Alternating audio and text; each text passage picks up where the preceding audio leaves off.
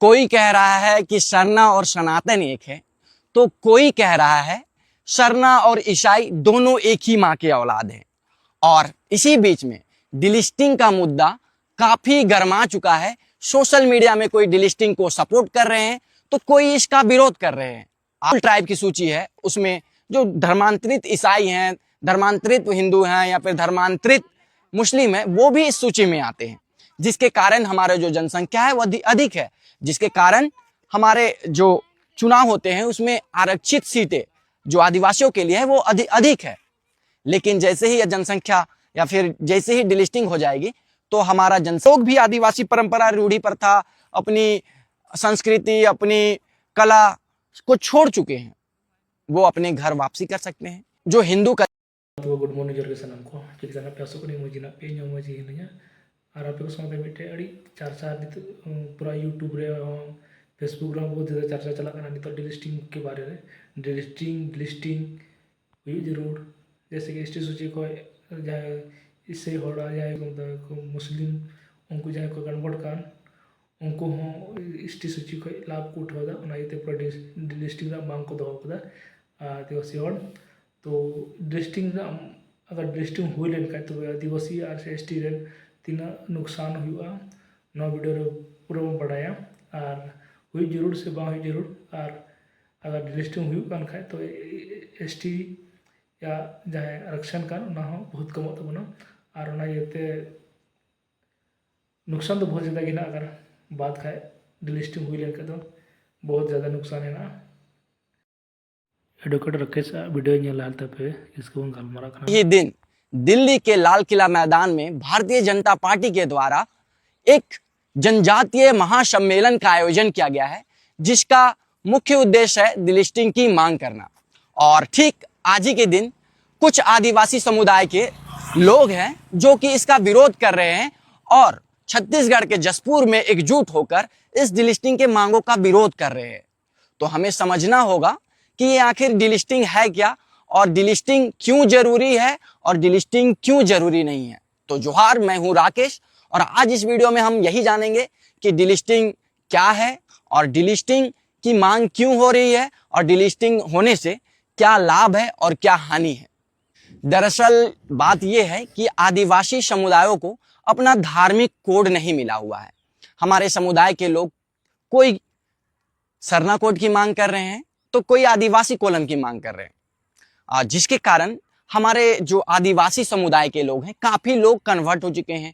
कोई ईसाई धर्म में कन्वर्ट हो चुके हैं, कोई मुस्लिम धर्म में कन्वर्ट हो चुके हैं, तो कोई अपने रीति रिवाज में हिंदू परंपरा को फॉलो करने लगे हैं, जिसके कारण हमारे आदिवासी समुदाय के जो रूढ़िवादी जो आदिवासियत को फॉलो करते हैं उनका आरक्षण जो है, ईसाई धर्म वाले लोग भी उसका आरक्षण का लाभ लेते हैं, जो हिंदू धर्म को फॉलो करते हैं वो भी लाभ लेते हैं और जो मुस्लिम भी बन चुके हैं वो भी इसका लाभ लेते हैं। यानी बेसिकली देखा जाए तो डिलिस्टिंग ये कहता है कि जो लोग अलग धर्म अपना चुके हैं, जो लोग अलग रीति रिवाज को अपना लिए हैं, उनका डिलिस्टिंग होना चाहिए। लेकिन भारतीय जनता पार्टी कहती है कि डिलिस्टिंग उनका हो जो क्रिश्चियन धर्म अपना लिए हैं या फिर कोई मुस्लिम धर्म को अपना लिया है तो उनका डिलिस्टिंग हो। लेकिन भारतीय जनता पार्टी ये नहीं चाहती है कि अगर वो हिंदू धर्म अपना लिया है या फिर हिंदू रीति रिवाज को अपना लिया हो तो उसका डिलिस्टिंग नहीं होना चाहिए। भारतीय जनता पार्टी का ये कहना है।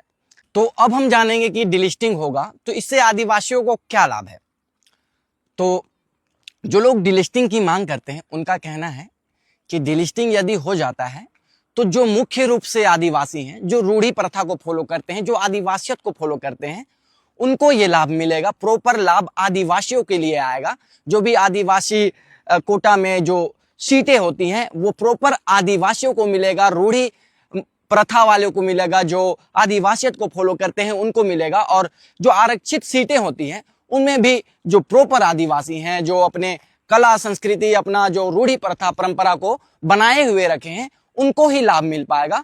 और जो धर्मांतरित ईसाई हैं या फिर धर्मांतरित मुस्लिम हैं उनको ये लाभ नहीं मिल पाएगा डिलिस्टिंग होने के बाद। तो डिलिस्टिंग का मुख्य यही लाभ है। तो डिलिस्टिंग से कुछ लाभ भी है तो इसके कुछ हानि भी है। जैसे कि हमारे आदिवासी समुदाय के लोग, अधिकांश लोग 50 से 70% लोग किसी अन्य धर्म में कन्वर्ट हो चुके हैं, जैसे कि ईसाई धर्म में, कोई मुस्लिम धर्म में, तो कोई हिंदू धर्म में। तो इससे क्या होगा, जब आदिवासियों की जनगणना होगी तो उसमें काफी गिरावट आएगी, आदिवासियों की जनसंख्या बहुत कम हो जाएगी। तो क्या होगा कि तो आरक्षण जो है, आरक्षण का परसेंटेज जो है वो घट जाएगा। आरक्षण जो है वो जनसंख्या के आधार पे मिली है, लोगों को जितनी जनसंख्या होती है उस प्रकार से लोगों को आरक्षण मिला है। जैसे कि झारखंड में आदिवासियों की जनसंख्या अधिक है, इसलिए यहाँ आदिवासियों को आरक्षण अधिक मिला है। तो ठीक उसी प्रकार अगर डिलिस्टिंग होती है तो आदिवासियों का अगर जनसंख्या घट जाएगा तो झारखंड में आदिवासियों के लिए आरक्षण भी घट जाएगा।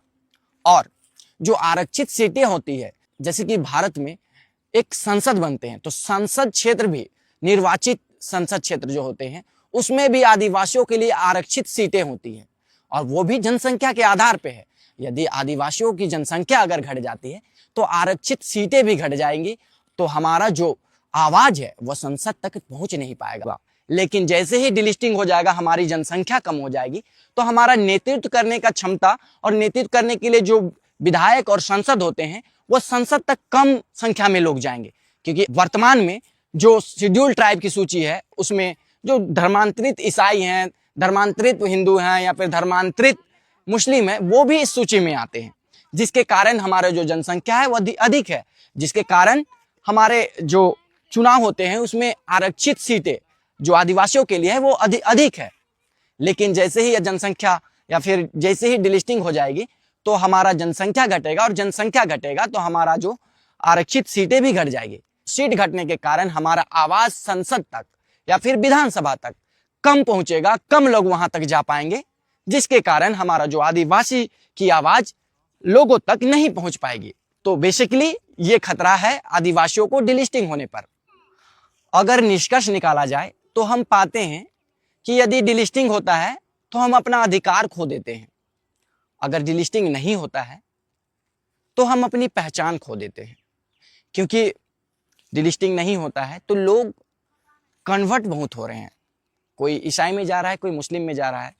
तो इससे क्या होगा कि जो हमारी रूढ़ी प्रथा है, जो हमारी व्यवस्था है, उससे लोग दूर भागते चले जाएंगे, और दूर भागते चले जाएंगे तो कहीं ना कहीं आदिवासियत की जो पहचान है वो मिट सकती है, मिटने की संभावनाएं ज्यादा है। तो अब यहाँ क्या किया जाए कि जिससे हमारी पहचान भी ना मिटे और हमारा अधिकार भी ना मिटे।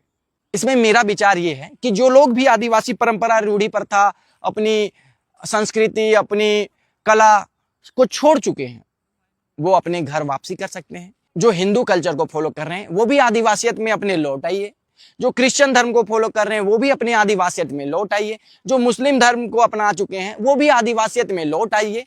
तो क्या होगा कि हमारी पहचान भी बचे रहेगी और हमारा अधिकार भी बचा रहेगा। जोहार।